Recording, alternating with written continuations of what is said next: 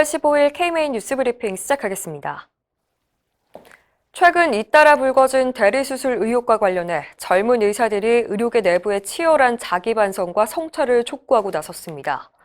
대한전공의협의회는 어제 입장문을 내고 일부 선배 의사들의 만행을 강력하게 규탄한다며 수술이란 환자가 자신의 신체를 전적으로 의사에게 맡기는 중대한 결정인 만큼 의료인은 막중한 책임을 느끼고 신뢰로 답할 의무가 있다고 강조했습니다.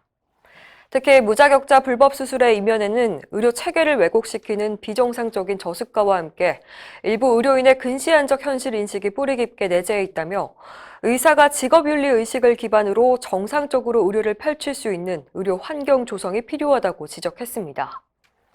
대전협은 이번 사건을 반면교사 삼아 앞으로 의료인 스스로 자정을 통한 건강한 의료 생태계 조성에 더욱 힘쓸 것이라고 다짐했습니다.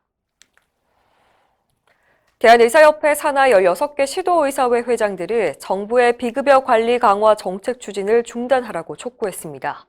전국광역시도의사회장단 협의회는 어제 성명을 통해 의료기관과 환자 모두가 수용할 수 있는 비급여 관리 제도가 나오기 전까지 비급여 보고 의무화 및 과태료 조항을 삭제하라고 요구했습니다.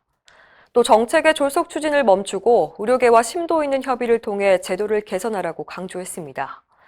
회장들은 특히 비급여 진료에 대한 과도한 정부 개입이 자유민주주의 시장 경제를 채택한 우리나라에서 과연 타당한 것인지 의문이라고 지적했습니다. 또 만약 정부가 의료계 요구를 수용하지 않을 경우 의료기관의 생존 확보 차원에서 정책 저지에 필요한 모든 수단을 강구할 수밖에 없다고 덧붙였습니다. 코로나19 백신 접종의 1등 공신인 동네 의원들이 큰 고충을 겪고 있습니다. 정부의 일관성 없는 예약 방식 때문에 전화 문의가 폭주하는 데다 백신마저 제대로 공급되지 않고 있다고 합니다.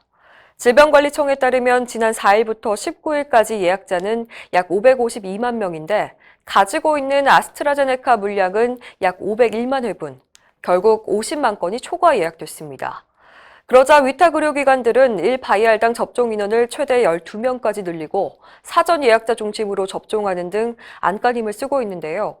보건당국은 뒷짐만 지고 있다며 분통을 터뜨리고 있습니다. 한 병원 관계자는 백신이 50회분 정도 적게 공급돼 보건소나 질병청에 전화했지만 통화가 되질 않는다고 하소연했습니다.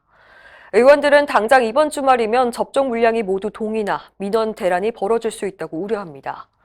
이미 일부에선 빗발치는 민원을 견디지 못해서 직원들이 사표를 내는 곳도 속출하고 있다는 소식입니다. 과학을 좀 안다면 타이레놀 대신 아세트아미노펜을 달라고 해야 한다. 어느 약사 출신의 번역가가 자신의 SNS에 올린 글입니다. 약사 출신 서영석 더불어민주당 의원도 백신 접종 후에 성분명으로 아세트아미노펜 주세요라고 하자는 글을 올리기도 했습니다. 하지만 이런 주장이 문제가 있다는 반박이 나와서 주목됩니다. 타이레놀은 얀센에서 만든 오리지널 약품이고 이를 복제한 제네릭 약품이 시중에 70개나 나와 있는데요. 성분만 아세트아미노펜으로 같을 뿐 효능이 똑같다고는 할 수 없다는 지적입니다. 당국의대 박형욱 교수는 오리지널 약은 마지막까지 효능을 검증해서 허가하는 반면에 복제약은 약물의 혈중 농도만 같으면 된다며 성분명으로 약을 달라고 하는 건 소비자의 선택권을 보장하는 게 아니라고 지적했습니다. 박 교수는 타이레놀 대신 아세트아미노펜을 달라고 하는 것은 약사에게 선택권을 넘기라는 주장이라며 마치 성분명이 절대선인 것처럼 말하는 건 과학이 아니라 미신이라고 꼬집었습니다. 전자 서명이 없는 전자의무 기록은 법적으로 인정되지 않고 나아가 형사처벌까지 받을 수 있어 주의해야 합니다. 보건복지부는 최근 공문을 통해 전자의무 기록, 이에 말해 전자 서명 중요성을 의료기관들에게 당부했는데요. 의료법 제23조에 따라서 EMR 보관 시 반드시 전자서명이 기재된 전자문서 형태로 저장해야 합니다. 또 내용을 추가하거나 수정할 때는 원본이 모두 보존되도록 저장해야 합니다. 전자서명을 하지 않으면 적법한 전자의무 기록이 아닌 것으로 간주돼 500만 원 이하 벌금 등 형사처벌 적용 대상이 될 수 있습니다. 보건복지부는 지난해 6월부터 인증 기준을 충족하는 EMR 제품을 채택하고 있는데요. 이처럼 인증받은 EMR 제품을 사용할 것을 권한다고 강조했습니다. 이상으로 뉴스 브리핑을 마칩니다. 자세한 사항은 의협신문을 참고하시길 바랍니다.